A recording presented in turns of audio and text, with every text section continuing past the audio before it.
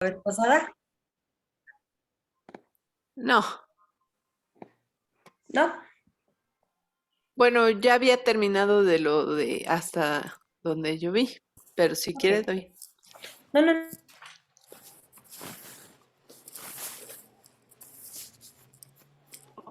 investigación, que yo creo que es algo importante, que es algo que tenemos que tomar en cuenta, es algo que tenemos que considerar y yo creo que vale la pena repasarlo pausadamente, ¿no? No nada más como se ha repasado en otros momentos. Entonces, pues Miguel, si quieres, arráncate y si hay algún comentario, pues lo vamos comentando a lo largo y después revisamos las cartas de consentimiento, si les parece, ¿ok? Claro que sí, doctor.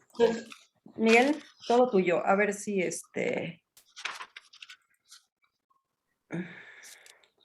Ok, sí estás, se ve. perfecto. Sí,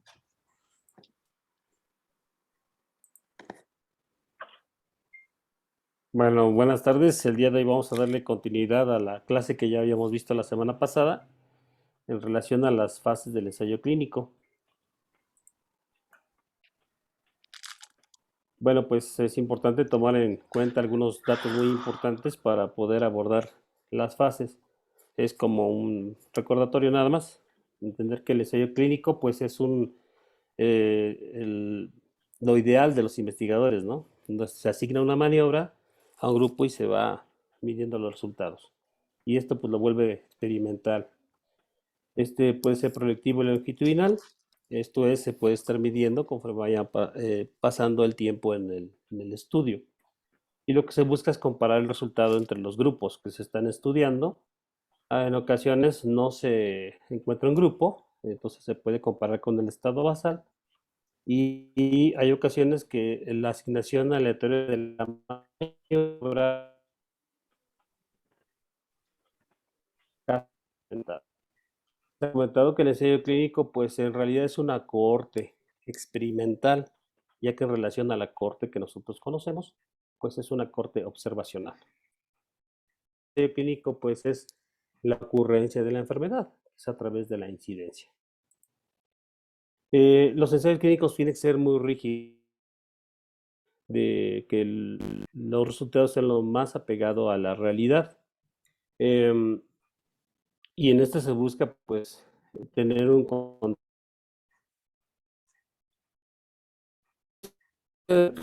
que es el cegamiento de la maniobra y la asignación aleatoria que ya habíamos comentado la semana pasada. Basta decir que el ciego simple pues es cuando el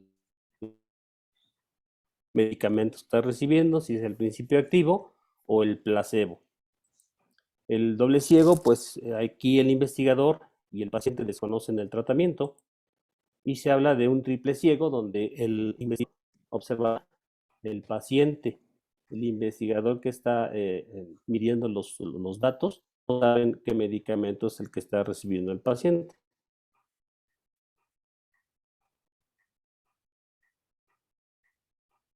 El fin de los estudios ensayos clínicos es medir el resultado en los grupos, entre los grupos, y esto lo va a hacer a través de la eficacia, la efectividad y la eficacia. En la eficacia, bueno, pues lo que se busca es saber es en cuanto a la manera contra un placebo, hacer nada. Y lo que trata de demostrar es esta situación que donde la maniobra sea más efectiva que no hacer nada. Por ejemplo, en los pacientes que tienen gripa, y buscamos, por ejemplo, un nuevo medicamento para aliviar la gripa, se trata de compararlo contra un placebo, puede ser eh, otro elemento que tenga el principio activo, y se trata de buscar esta relación. En- Miguel, te estás entrecortando. ok, perdón. A ver si mejora un poquito. Ay, Aquí en eficacia. ¿Ya se escucha mejor? sí, ¿Un poquito mejor? sí, se escucha Bueno, no bien. sé si haya quedado dudas de la eficacia. Mm. Ok. Bueno,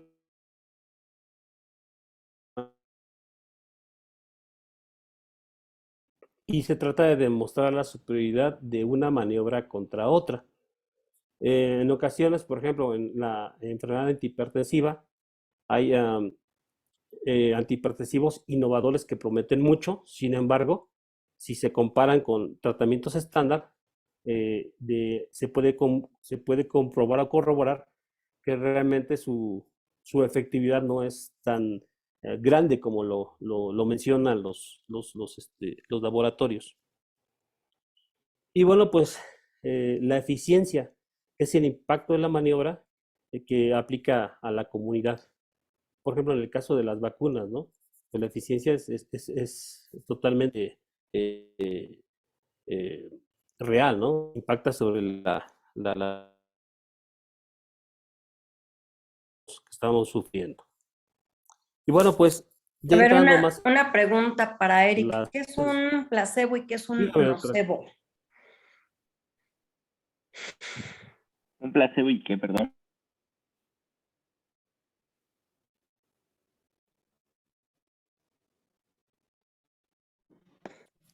Eric, ¿nos oyes, Eric? Ah, ahí estás. A Sí, ver si. Ok.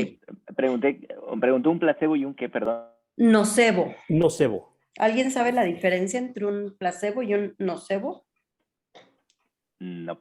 El efecto placebo es tener un beneficio aparente a partir de un medicamento o de una intervención que no es la que se busca.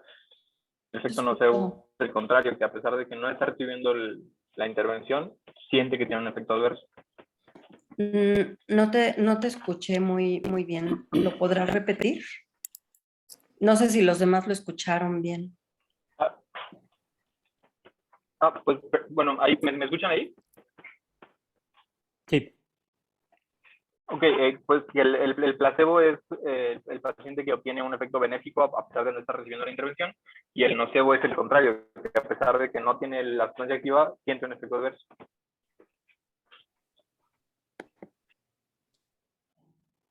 Fernando, ¿qué ibas a comentar?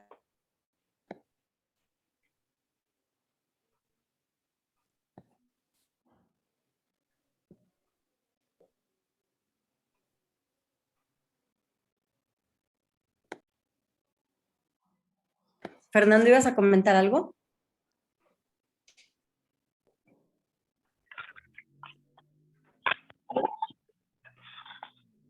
¿Sí me escuchan o no? Sí, sí, la ¿Estamos? escuchamos, doctora. Ah, Fernando Ok. es el que no nos quiere contestar. No, ya, perdón. Lo que pasa es que me quité los audífonos porque no escuchaba. Que el efecto placebo es el efecto benéfico a pesar de que no se recibe la maniobra, y el efecto nocebo es un paciente que, aunque no está recibiendo ninguna intervención, siente que tiene un efecto adverso. Ok, eso como para qué nos serviría tomar en cuenta o no hay necesidad de tomarlo en cuenta. ¿Alguien que quiera comentarlo?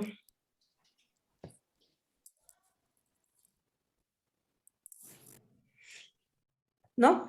Pues si no, si están en doble ciego, en triple ciego, donde no sabemos nosotros si está recibiendo o no el medicamento o un placebo, pues no, pero por ejemplo el paciente se sentiría, bueno, si está haciendo el efecto contrario, o sea, se siente peor de lo que es, aunque esté recibiendo el placebo, pues a lo mejor abandonaría nuestra investigación. Claro, o sea, imagínense que el paciente se siente peor que nada, entonces sí es importante tomarlo en cuenta. Ok, seguimos, don Miguel. Sí, claro. Y bueno, pues entonces para entrar en materia, bueno, pues basta decir que primero, para que se den las fases de los ensayos clínicos, primero tiene que haber una fase de investigación básica. Eh, Esta investigación básica pues pretende precisamente, en base a las ciencias, eh, la bioquímica, la farmacéutica, etcétera, pues determinar la dosis em, efectiva para iniciar los ensayos preclínicos, que sobre todo van a hacerse pueden ser modelos animales, eh, y tratar de buscar precisamente la dosis y el beneficio o el principio activo del medicamento.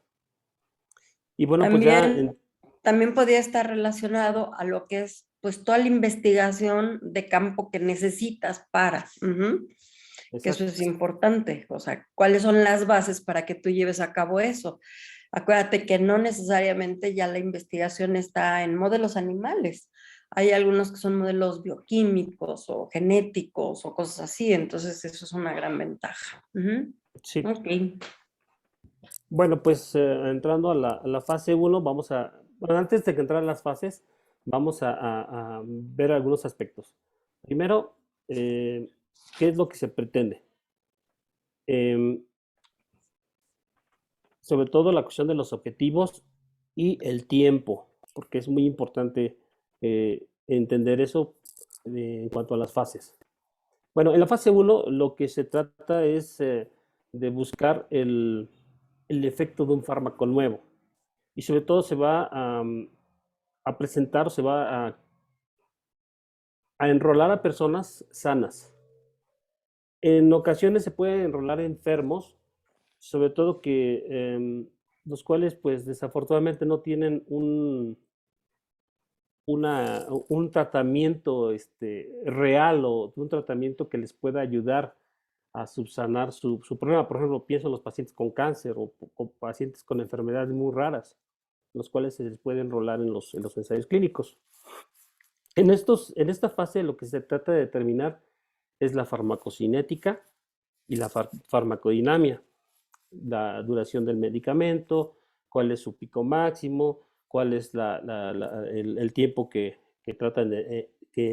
tarda en eliminar el fármaco, y más o menos la duración se comenta que puede ser no más de un año.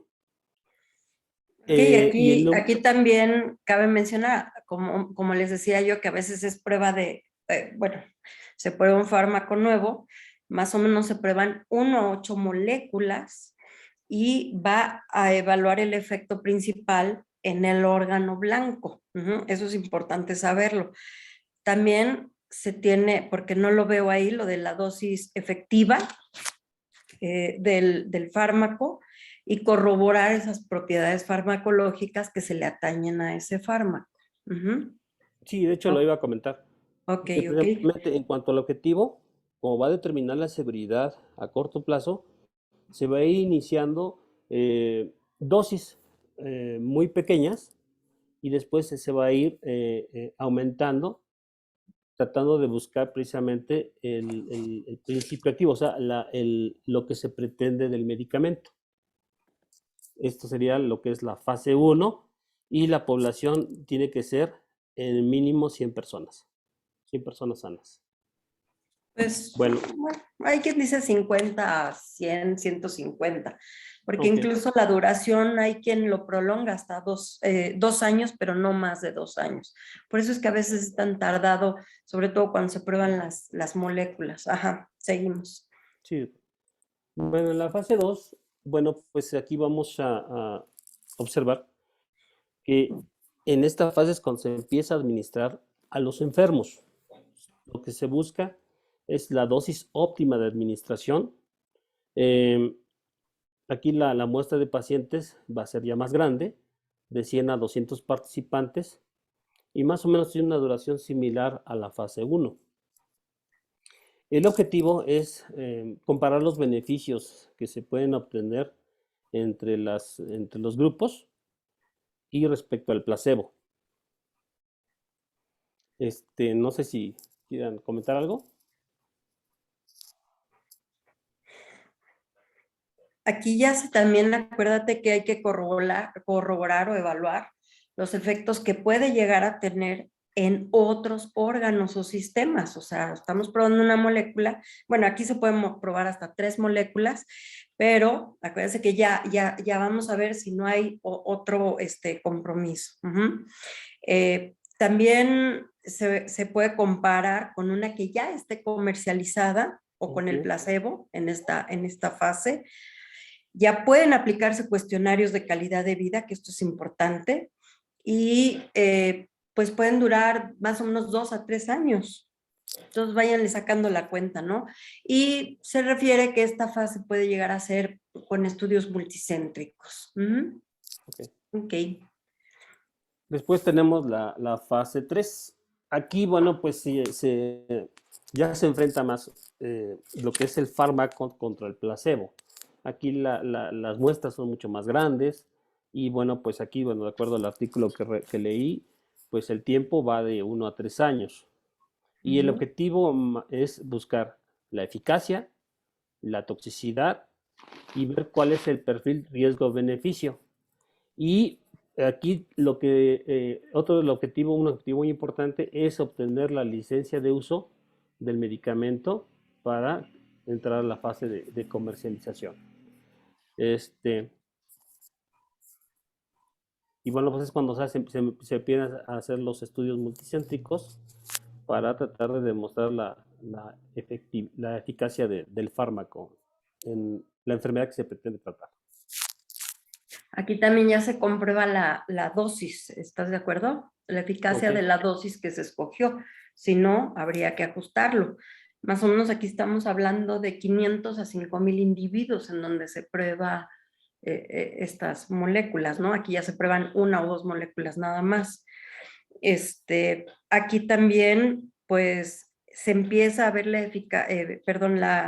ya lo mencionabas, que va más a la eficacia que la seguridad, pero en esta fase es cuando empiezan a ver cómo impacta en la calidad de vida y en la economía, ¿ok? Sí. Del fármaco. Sí. Y son los estudios que, como tú bien decías, son multicéntricos, pero son los que muchas veces apoyan para ya llevar a cabo un registro de la molécula.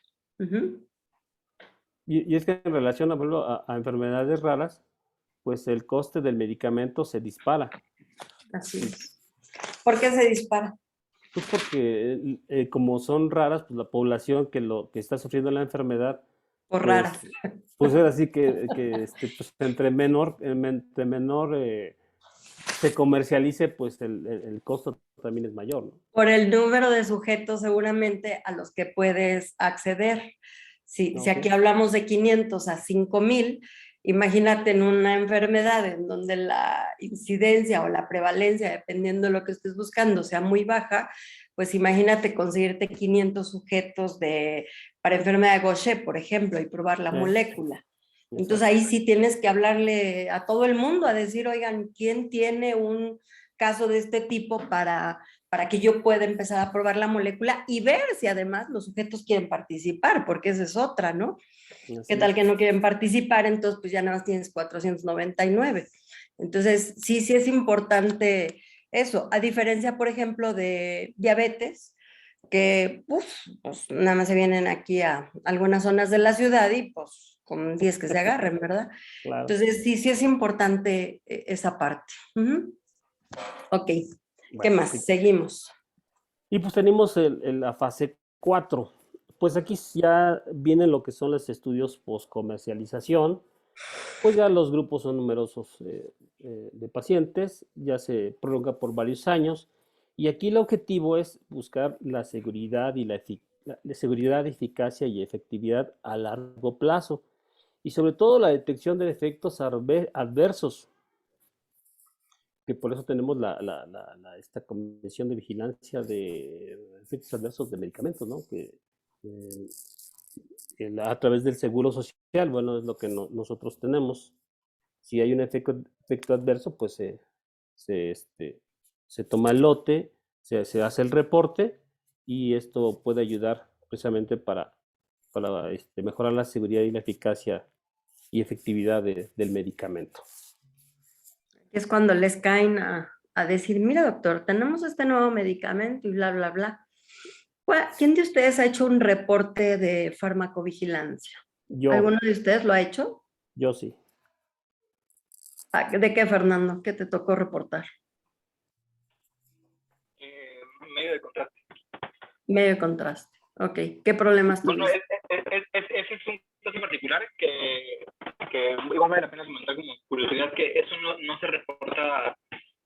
Bueno, en general los reportes en los estados donde yo estoy, se hace un reporte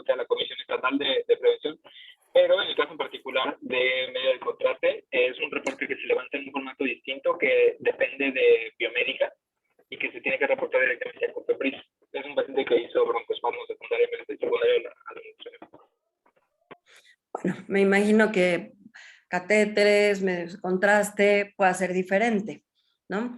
Pero, por ejemplo, para un medicamento que se esté estrenando, por ejemplo, ahora que vienen nuevos tratamientos para COVID, eh, la verdad es que no sabemos cuáles pueden ser efectos colaterales, y menos si ustedes se fijan, aquí ya juntamos casi 10 años de un estudio para un medicamento, y en COVID pues todo fue fast track. Realmente no sabemos qué efectos colaterales tiene nada ni nadie. Entonces, sí, Alex, ¿qué quieres comentar?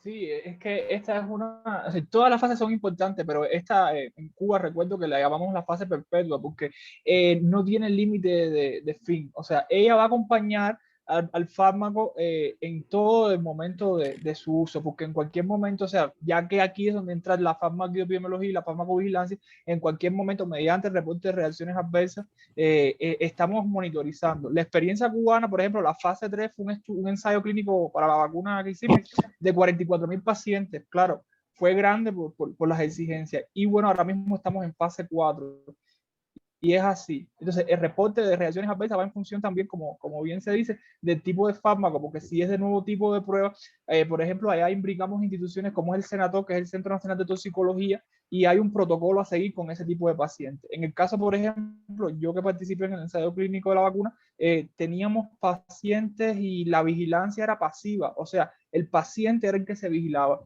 y en cualquier momento, ante la aparición de cualquier reacción adversa, se notificaba y se activaba el sistema que iba desde el primer nivel hasta el tercer nivel de salud. Pero es importante eso, o sea, aclarar que esto es una fase que no termina, hasta no ser que se salga el medicamento de la comercialización y lo acompaña durante toda la vida.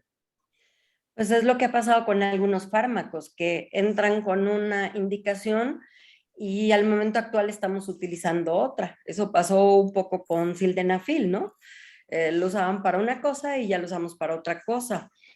Todos estos coxibs, celecoxib y todos esos que tuvieron problemas a nivel cardiovascular, y en fin, estoy de acuerdo contigo, Alex, todas estas fases se extienden, sobre todo para efectos secundarios. No sé si a ustedes que les tocó pues, ser los primeros conejillos de indias en la vacuna de COVID, les tocó ver la variedad de efectos secundarios que tenía la vacuna en los diferentes sujetos. O sea, era súper variable. Yo no sé si alguno de ustedes podía hacer alguna recomendación específica, que si el dolor en el brazo sí, que si fiebre, todo. Pero de repente las personas empezaron a dar una cantidad de reportes, incluso hasta hace poco empezaron ya a tomar en serio todos estos, Leonor eso nos lo podrá ampliar, todos estos efectos sobre la ciclo menstrual en las mujeres y la vacuna de COVID, que al principio nadie los tomó en serio, pero muchas mujeres empezaron a hacer reportes sobre ese particular y sí, como dice Alex, esta fase se tiene que prolongar precisamente para enriquecer el perfil de seguridad de los fármacos. Esta fase es la que va a requerir ¿cómo se llama? Las autoridades regulatorias para la autorización. Y pues es cuando los médicos nos vamos a estar familiarizando también con el fármaco. Ahorita para nosotros pues, todo lo que es COVID es nuevo, ¿sí? Y cada vez que sale algo, pues tenemos novedades. Leonora, ¿tú quieres comentarnos algo de esto? ¿De los efectos colaterales? No, nada más que sí, yo sí fui conejillo de indias para la vacuna y sí tuve bastantes efectos secundarios. ¿Por qué fuiste conejillo de indias?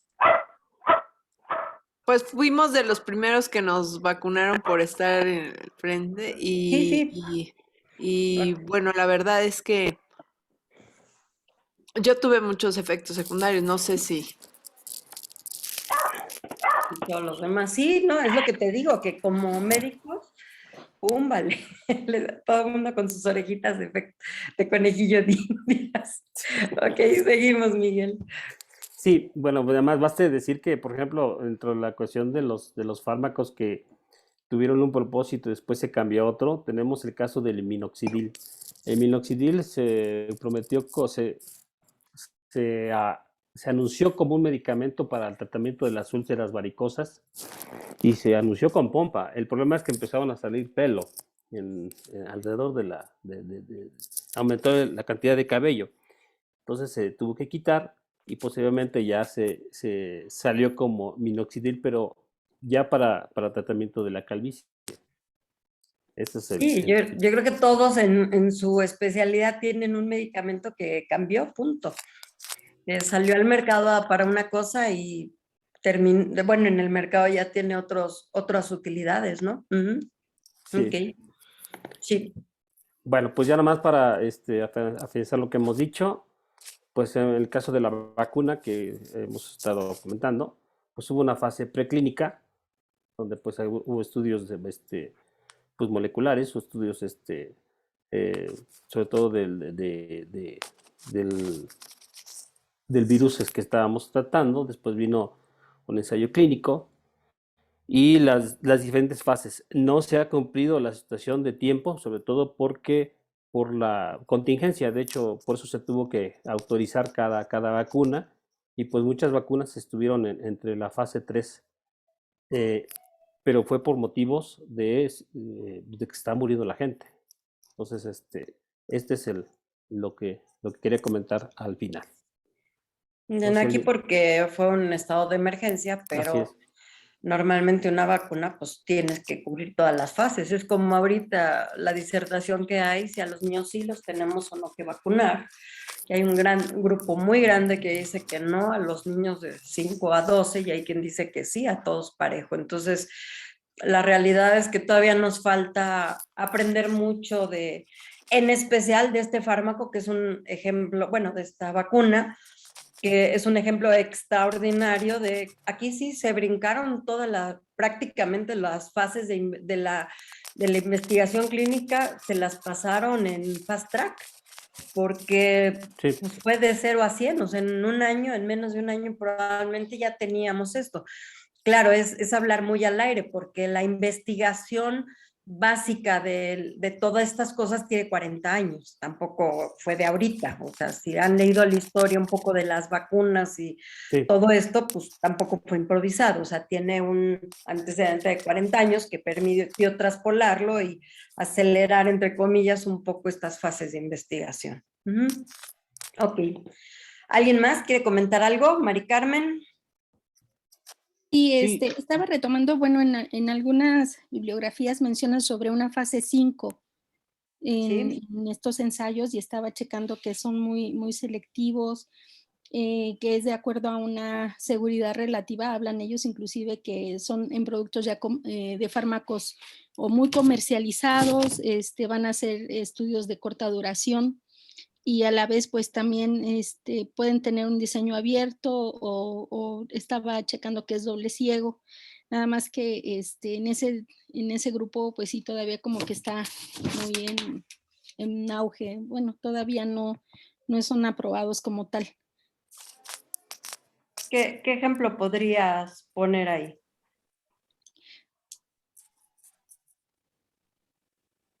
¿Alguno que se te ocurra?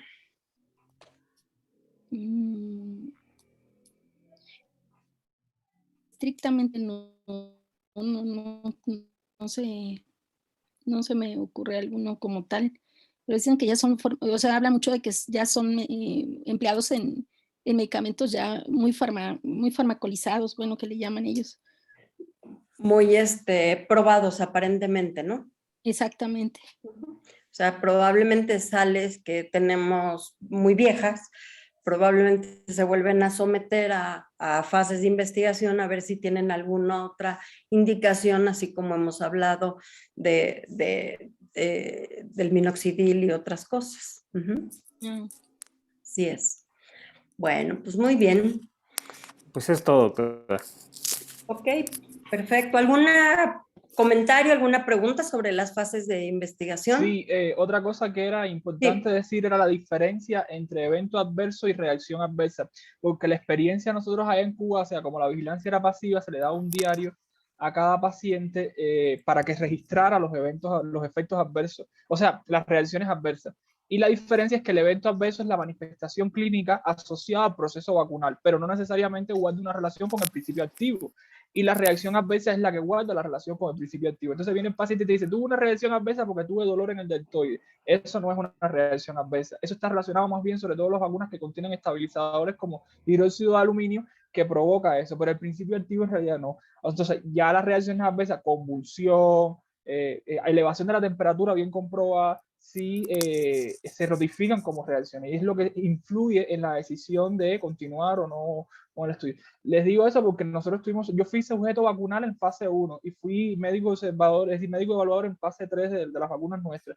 Y la entidad reguladora de nosotros, que fue la OMS, nos exigía mucho eso, o sea, que escribían muchos eventos adversos en donde eran reacciones adversas.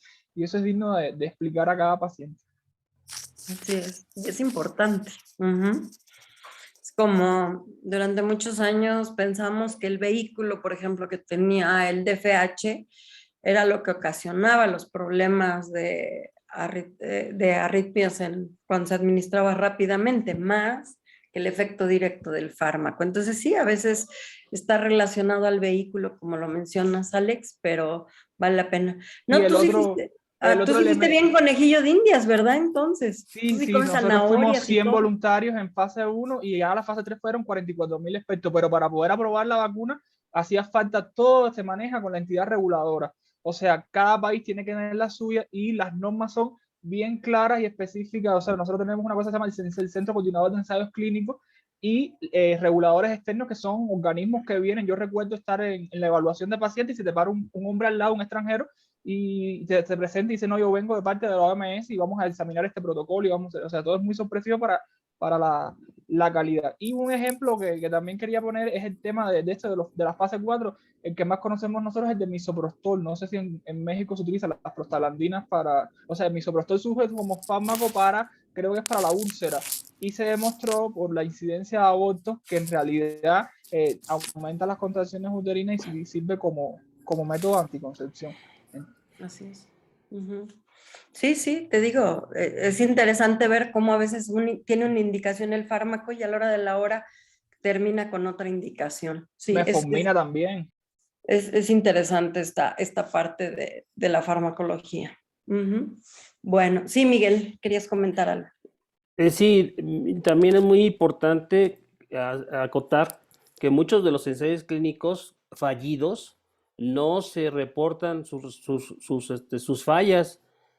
Eso sería muy bueno que se reportaran los fracasos, porque eso serviría para precisamente replantear nuevos modelos y no caer nuevamente pues en los costes de los ensayos, ¿no? Y es que las grandes farmacéuticas siempre sacan los éxitos, pero pocas veces los fracasos. Bueno, pero acuérdate que para que salga un fármaco se quedaron muchos en el camino, ¿eh? Entonces, probablemente no es que no saquen, digo, no voy a defender a nadie, porque nadie es ninguna hermanita de la caridad, pero muchas veces yo les decía, por ejemplo, que en la fase 1 se prueban hasta 8 moléculas y de ahí en adelante se van depurando, o sea, probablemente se quedaron 8 moléculas o 7 moléculas en el camino que no funcionaron para nada.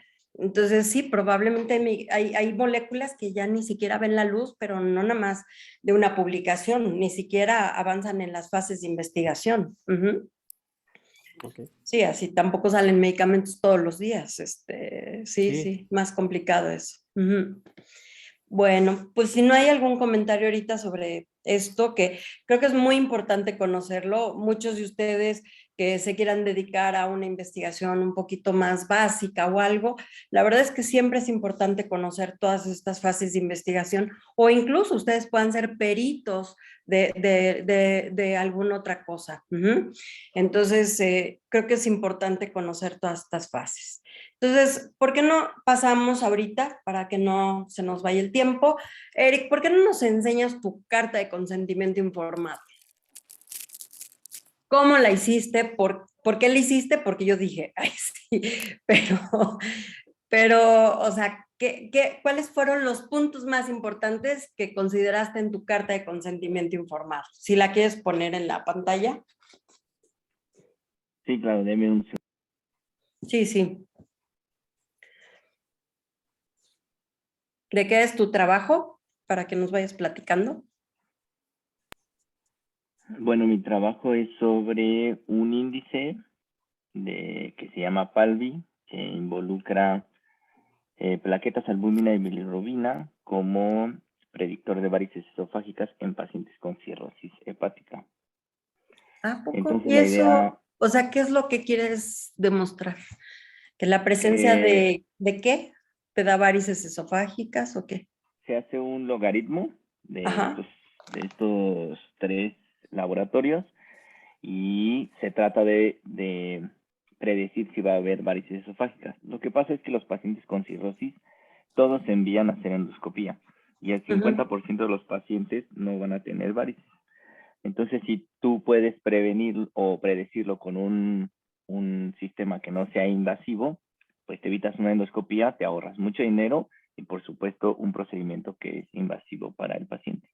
Qué Entonces, se ha interesante. utilizado algo muy similar para el pronóstico de pacientes que ya se sabe que tienen varices, pero ver qué complicaciones pueden tener. Entonces, pues puede que ayude a predecirlo y ya te evitas una endoscopía y eso sería mucho más sencillo. Ok, muy interesante. A ver. Voy. Ahí está. Ahora voy a compartir pantalla.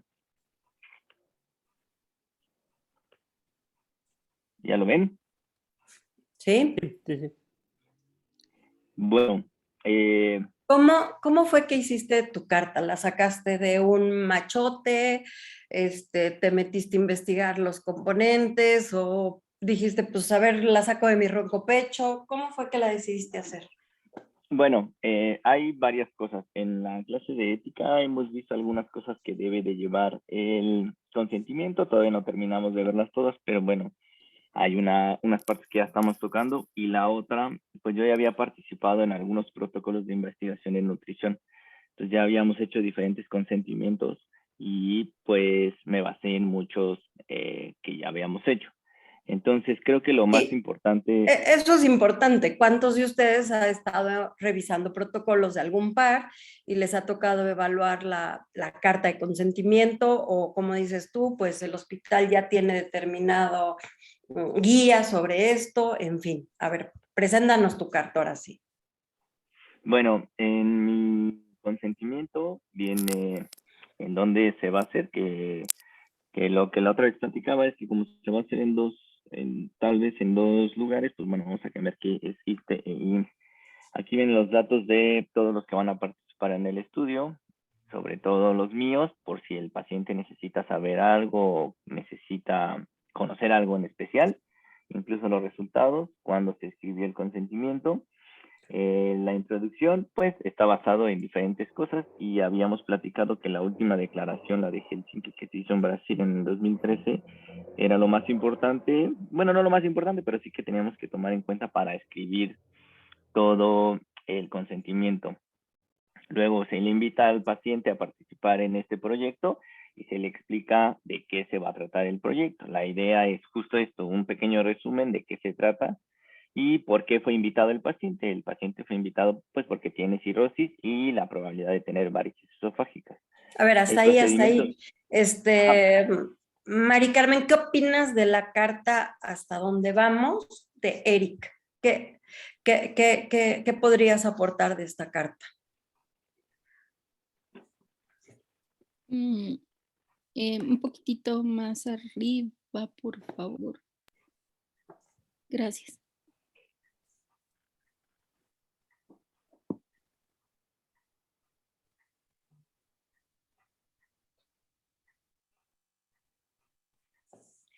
Yo, bueno, más bien mi pregunta es la siguiente. En cuestión a la clasificación PALBI, se le va a ir, me imagino, obviamente, mencionar a la persona que va a estar incluido en el estudio de qué se trata y sí, claro. sobre...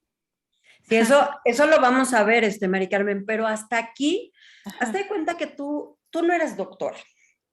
sí, Tú eres, ¿qué será? Ingeniera. así es. Ajá, y llega Eric y te enseña esta carta. ¿Ya entraste en pánico o estás tranquila leyendo?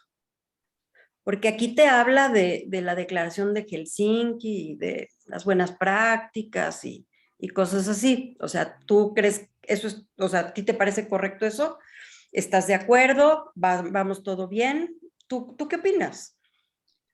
Bueno, si no tuviera nada que ver con medicina, pues yo creo que sí hay muchos términos y finalmente tiene sobre todo ya presión de estudios y explicar nada más y hacerlo a lo mejor más digerible si no fuera, Bueno, todavía no nos conociera nada de medicina, explica, ¿no? todavía no le damos chance a Eric de que nos explique gran cosa realmente. Pero bueno, entonces hasta aquí tú todo cachetón. Ok. Sí, sí. Alex, ¿tienes la mano levantada Sí, o? Ok. en cuanto a eso, o sea, en los principios de las buenas prácticas clínicas y haciendo alusión a la declaración de Helsinki, no es necesario que esté improntado la carta de consentimiento informado. Esos principios se asumen es decir, en el diseño del estudio y en la ejecución. La carta de consentimiento informado debe tener las cosas puntuales y bien claras. Pero bueno, el paciente no tiene por qué saber qué cosa es la declaración de Helsinki, o sea, tendrías que explicarle qué cosa es la declaración de Helsinki. Eso más bien es para el protocolo y para implementarlo. O sea, cuáles son los aspectos de mi investigación que están asociados a la aplicación, porque además todas las investigaciones se aplican o se acogen a la declaración. Y Eric, de verdad, yo creo que, bueno, si vemos ahorita una del IMSS, yo creo que cada hospital tiene sus tendencias. Yo estoy de acuerdo con lo que dice Alex, porque esto debe estar plasmado en el protocolo realmente. ¿Por qué? De por sí la gente pierde a veces la atención de lo que está leyendo en una carta de consentimiento informado. El lenguaje tiene que ser muy claro. O sea, a nosotros nos decía, lo tiene que entender un niño de primaria. Y eso no está mal, sino que a veces nosotros como profesionales de la salud elevamos, si pones un poquito lo donde dice invitación a participar en la descripción, si vas avanzando, por favor, de repente los pacientes pueden entrar en pánico. El otro día platicábamos, es que luego no quieren autorizar nada porque no sé qué. A veces está en relación a que no están entendiendo el lenguaje en el que nos estamos refiriendo. Dice, pacientes con patologías hepáticas. Híjole, ¿qué es una patología hepática? ¿Qué son varices esofágicas? Probablemente varices esofágicas sea el término que tengas que utilizar, pero hay otras cosas que probablemente tengas que ser más específico. ¿Qué es una panendoscopía, por ejemplo? Entonces, sí, yo creo que ahí justo es donde tenemos que cuidar el lenguaje. Y hacer la carta, lo menos, o sea, tiene que tener toda la información, pero ni más ni menos, o sea, sin rollo. Pero vamos a seguir adelante, Eric. Me parece muy padre que podamos ir analizando esto. Bueno, el procedimiento del estudio, el parámetro que se valorará es determinar la expresión de ciertos mediadores que se sabe se encuentran involucrados en la presencia de daño hepático e hipertensión portal. Y su participación en el estudio. Esa frase, ¿tú crees que le entendería un niño de primaria? No, el pero parámetro que se evaluará es determinar la expresión de ciertos mediadores. Híjole, luego nos quejamos de los políticos que hablan bien chistoso, pero la verdad, a mí me costaría trabajo entenderlo. Ok, seguimos. Claro. Su participación en el estudio consiste en otorgar la autorización mediante el presente consentimiento informado. Los procedimientos del estudio incluyen la revisión de los datos del laboratorio no mayores a 3 meses y la revisión del estudio para endoscopía realizada por el servicio de endoscopía indicada por su médico tratante, en donde se realizará bajo sedación superficial con midazolam y propofol, monitorización continua y uso de oxígeno suplementario, la introducción de un panendoscopio a través de su boca hasta llegar a la unión esofagogástrica, donde se podrá identificar la presencia de varices esofágicas, sin cambiar en nada el procedimiento indicado por su médico tratante y su médico endoscópico. Su estudio de panendoscopía, la cual forma parte del protocolo diagnóstico y terapéutico indicado por su médico tratante. Las responsabilidades de los participantes incluyen informar de manera oportuna cualquier cambio en el estado de salud que repercute en su calidad de vida posterior a los procedimientos endoscópicos. Los riesgos e inconvenientes. El Reglamento de la Ley General de Salud en materia de investigación para la salud señala que la panendoscopía constituye una técnica invasiva. La probabilidad de afectar al individuo son significativas, ya que pueden modificar las variables fisiológicas, psicológicas y sociales de los individuos que participan en el estudio. Fíjate, Sin embargo, aquí, Eric, por ejemplo, a mí qué me importan los individuos, a mí me importa lo que va a pasar a mí, ¿estás de acuerdo? Entonces, yo creo que ahí tenemos que ser más específicos, más puntuales. Cifer, tienes mano levantada. Sí, doctor, por ejemplo, en ese caso que la panendoscopia ya estaba indicada, es un procedimiento que ya se iba a hacer y que el paciente firma un consentimiento informado de manera paralela para poder hacer el procedimiento, probablemente sería mucho más sencillo que se pida autorización únicamente para recabar la información, Exacto, dado porque que el protocolo no constituye en sí algún riesgo. sí, probablemente a Eric se le haría mucho más sencillo no meterse en la bronca de la panendoscopia que él no está haciendo. Es que yo pregunté lo mismo, le pregunté lo mismo, ay, no me acuerdo quién de los médicos le pregunté, pero me dijo que tenía que ponerlo, que porque al final de cuentas se va a someter a un estudio, pero en definitiva yo no voy a hacer nada distinto, yo solamente la voy a ver y voy a ver, sí tiene varices, pero yo ni la voy a hacer y ese estudio ya está indicado. O sea, él ya viene, él ya le explicaron qué es, ya le explicaron por qué es, para qué es, yo solamente quiero el consentimiento de que me dé la oportunidad de tomar esos datos.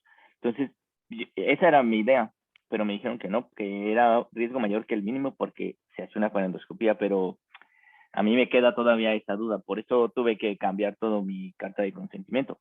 Yo estoy de acuerdo con Fernando, en realidad yo no les voy a hacer nada.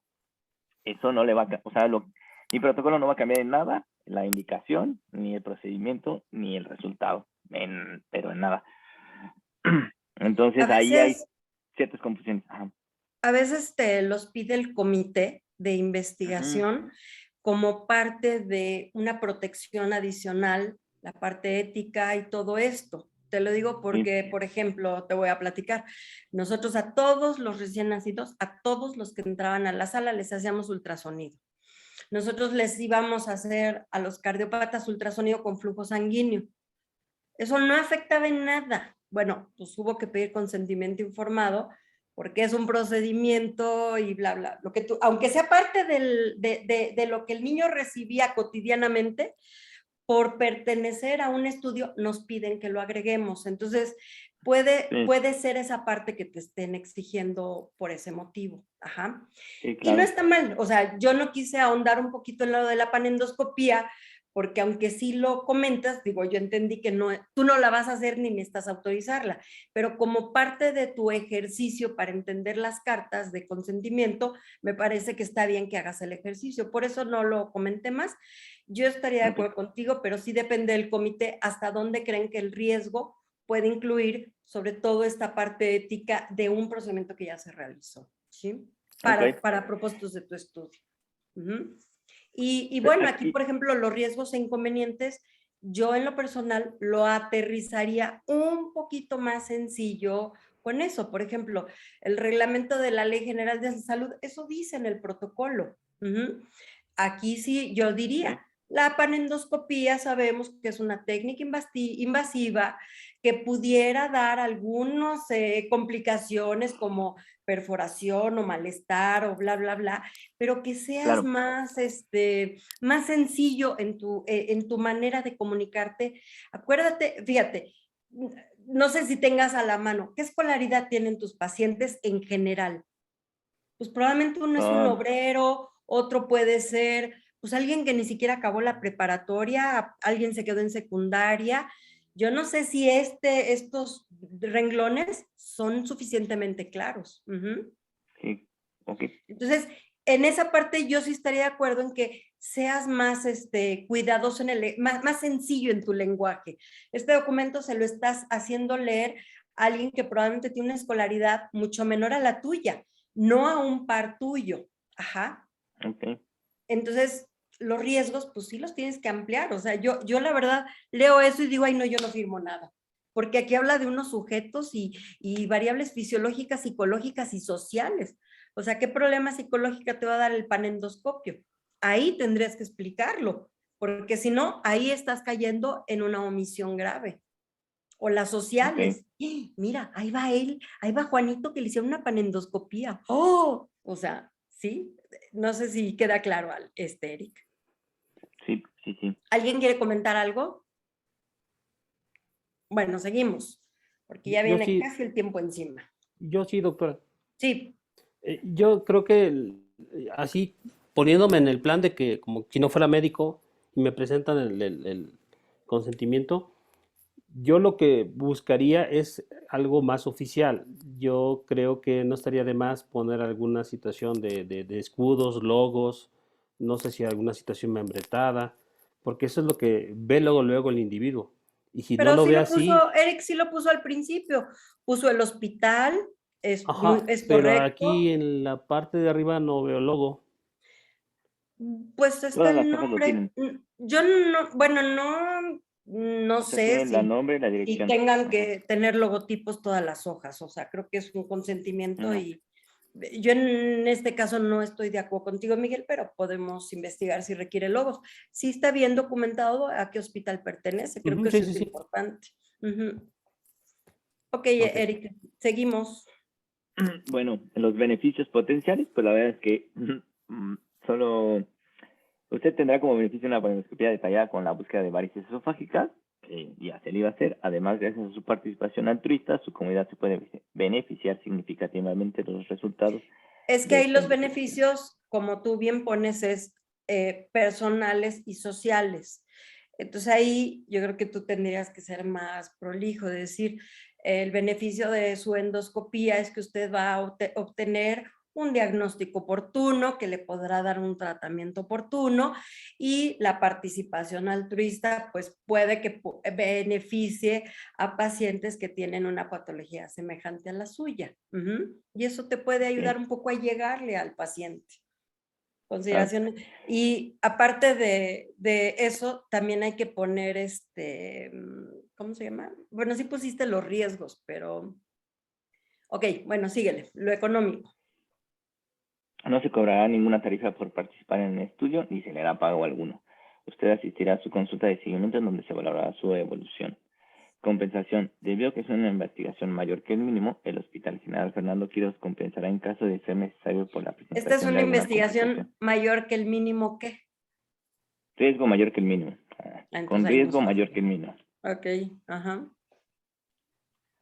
Alguna complicación secundaria por dicho procedimiento, los cuales son menores a los que puede presentar en caso de meditar tratamiento de varices esofágicas derivadas Fíjate, del estudio yo indicado por ahí, su médico Eric, te tratante. pondría que agradeciendo que usted quiso participar en este estudio, el Hospital General Fernando Quiroz se compromete a que si hay alguna complicación por el procedimiento o alguna molestia, pues bla, bla, bla. Pero eso de que debido a que esto es una investigación con riesgo mayor que el mínimo, ahí van a entrar en pánico, Eric, te lo juro. ¿Ya se la diste a alguien esta carta? ¿Ya te la No, firmaron? ¿No? no, nadie, no, aún no. ¿Por qué no Pero se le enseñas a un paciente X? No sé, a ver qué opina, pero yo creo que sí entrarían en pánico un poquito. Ok, síguele. sí, seguramente sí. El punto es que lo lean. La verdad es que nosotros cuando les damos el consentimiento, la gente no lee nada. Eso se me hace gravísimo.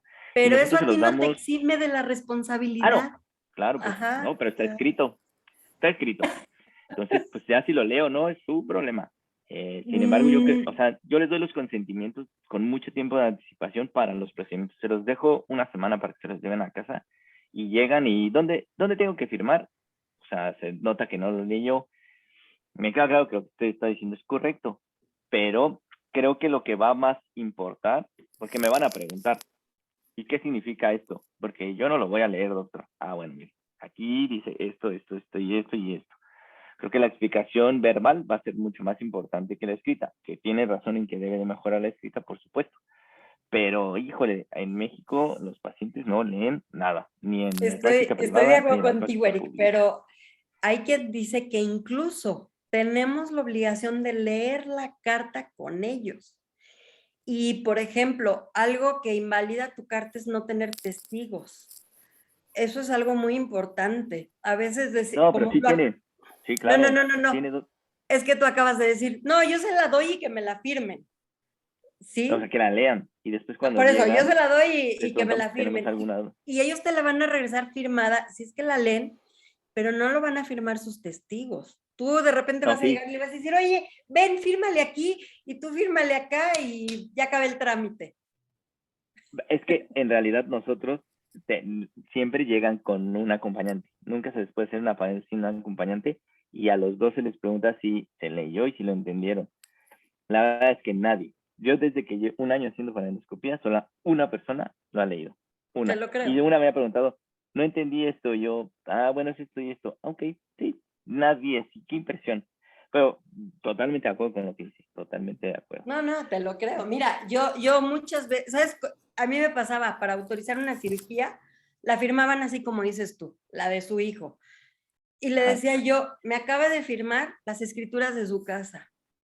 Pues entraban en pánico. Le decía, ¿en serio? Ni siquiera lo leyó, ¿qué dice? Y yo sí les preguntaba, ¿qué dice lo que usted me acaba de firmar? Porque también entramos en una responsabilidad. Sí, ¿Okay? claro. Entonces, bueno, Sí. creo que vale mucho la pena la próxima semana poder revisar siquiera unas 2 cartas más. Terminamos la próxima semana con la tuya, pero ya estamos en el tiempo. ¿Y qué les parece? Eso lo hagamos en media hora, y la siguiente media hora empecemos a revisar el stroke, todas estas guías puntuales para ¿cómo se llama? Estudios observacionales. Entonces, ¿quién se apunta a poner un artículo y quién el stroke? Alex, le vamos a dejar que creo que no le ha tocado, y a Eric. ¿Les parece?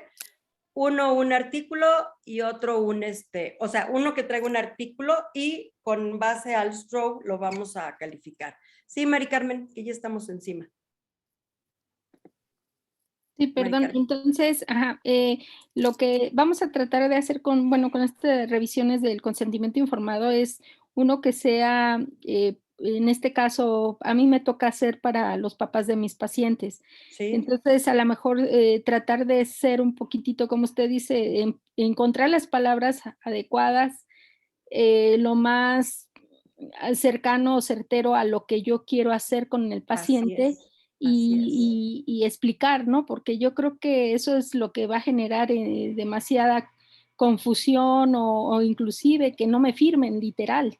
Si yo no explico, no les menciono cuál va a ser la indicación de mi estudio, pues eso va a ser una pauta. Y la otra que veía en relación a mi colega Eric, es que para fines de protocolo, en cuestión a que nos revisen y todo esto, no sé, una parte va a ser, como usted decía, el comité de ética, que me va a checar bien todos los puntos muy enfatizados de qué se trata mi estudio, y ya la otra parte, como mencionaba también Fernando, pues ya un paralelo de qué es lo que voy a hacer, a lo mejor ya más digerible a mi paciente. No.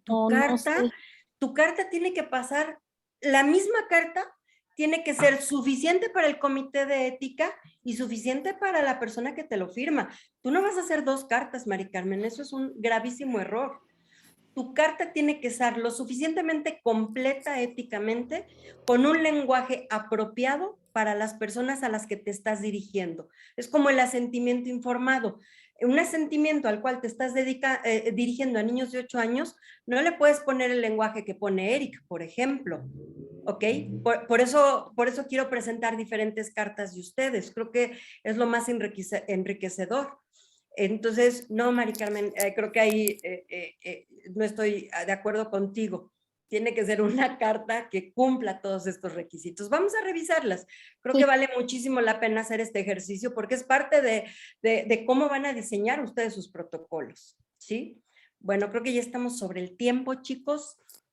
Muchas gracias a todos. Hoy estuvimos muy giritos todos. Cuídense mucho y que les vaya muy bien. Nos vemos el próximo jueves.